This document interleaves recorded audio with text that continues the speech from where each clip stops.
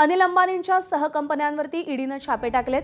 मुंबईमध्ये 10 ते 12 ठिकाणी ईडीनं छापेमारी केली आहे। रिलायन्स कम्युनिकेशन, रिलायन्स आरकॉमशी संबंधित ठिकाणांवरती ईडीनं छापेमारी केलेली आहे। सूरज सावंत आपले प्रतिनिधी आपल्याला या सगळ्या संदर्भात अधिक अपडेट देतील। कोणकोणत्या ठिकाणी हे छापे पडलेले आहेत सूरज, आणि कशा पद्धतीने सध्या तपास कार्य सुरू आहे, काय हाती लागलंय?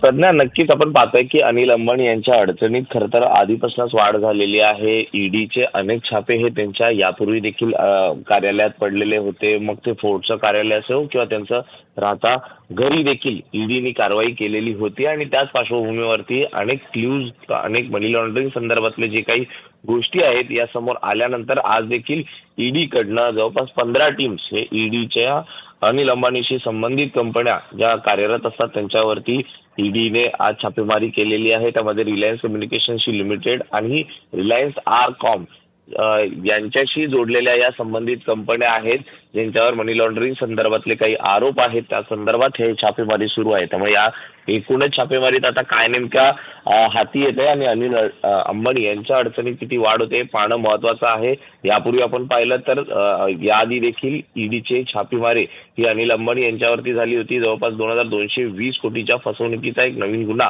हा बँक ऑफ बडोदाच्या 6 तक्रारीवरनं अनिल अंबानी यांच्यावरती दाखल झाला होता।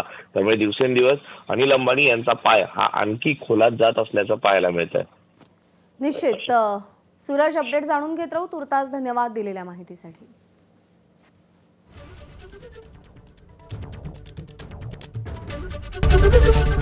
एबीपी माझा, उघडा डोळे बघा नीट।